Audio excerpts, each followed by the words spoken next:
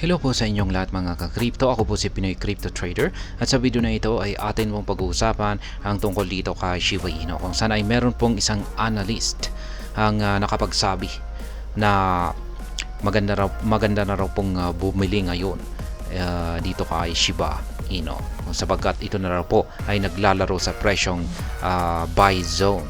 Ayan. At sapagkat kasabay po nito or pagkatapos po ng accumulation zone na ito or yung pagkatapos pong maglaro ang market price ni Shiba Inu sa buy zone na ito ay meron po siyang prediction na makakaranas po ng isang malaking pump or malaking pag-angat sa presyo nitong si Shiba Inu. At ayan, bago po tayo magpatuloy ay nais ko lamang po munang bigyang linaw ang aking disclaimer kung saan ang nilalaman po ng video na ito ay hindi po ito isang financial advice. For education and information purposes lamang po ang layunin nito. Maliban po dito ay nais ko na rin pong magbigay babala na wala pong kahit anumang group chat ang Pinoy Crypto Trader.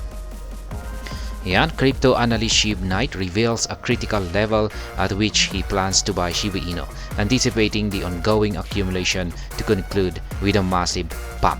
Ayan, ang crypto analyst po na nagbahagi ng kanyang prediction dito or nalalaman kay Shiba Inu ay walang iba kundi si Shib Knight. Ayan, niya pong ibinahagi ang isang critical level or isang mahalagang price zone.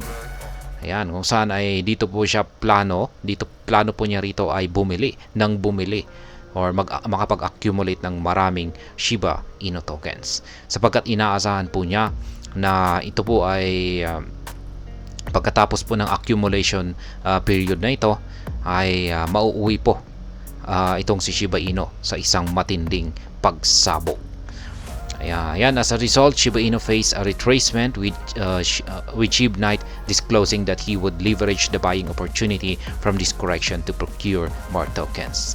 Ayan, hindi po muna tayo makakapag technical analysis po ngayon kasi mukhang wala pong gaanong malaking pagbabago sa ating mga charts. Pero ayan, ito nga ay nakakaranas, si Shiba Inu ay nakakaranas nga ng retracement.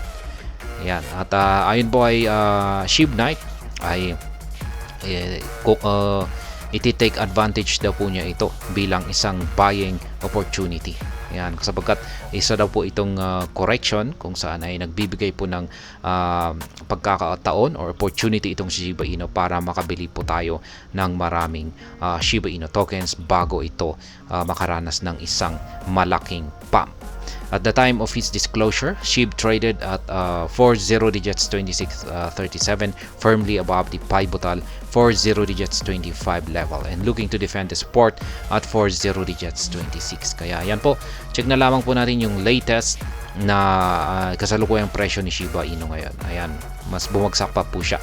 Naglalaro po ang kanyang kasalukuyang presyo ngayon sa 40 digits 25 24. Ayan, ito po yung actual na tweet ni Shib Knight. Ayan. At nakikita natin dito na ito nga ay nagko-consolidate. Ayan, at naglalaro po ito sa buy zone.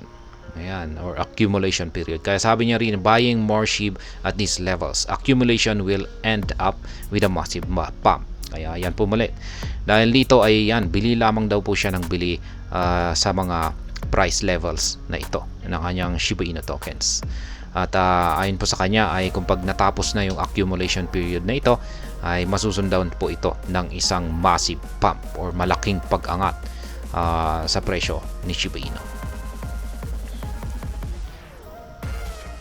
Ayan, at yan lamang po pala yung laman ng ating balita dito tungkol kay Shiba Inu. Ayan po ulit. Sabi ni Shib Knight, ginoong Shib Knight ay maganda raw pong bumili ngayon ng Shiba Inu tokens sapagkat nasa buy zone po siya or accumulation period. Kung saan ay ayon po sa kanya ay kapag natapos daw po ito ay makakaranas daw po itong si Shiba Inu ng isang matinding pagsabog sa kanyang presyo. At ayan, hanggang dito na lamang po tayo sa video na ito. Sana po ay inyong nagustuhan ang aking paliwanag sa video na ito. Kung inyo po itong nagustuhan ay pakiclick lamang po ang like button nito. Para naman po sa mga bago lamang dito, kayo po ay aking inaanyayahan para mag-subscribe. Pakiclick na rin po ang bell icon nito dahil ito po ang siya magsisilbing notification nito sa mga bago kong videos na akin pong ina-upload sa aking YouTube channel na ito. Marami pong salamat sa panonood, ingat po tayo lagi at God bless po sa ating lahat.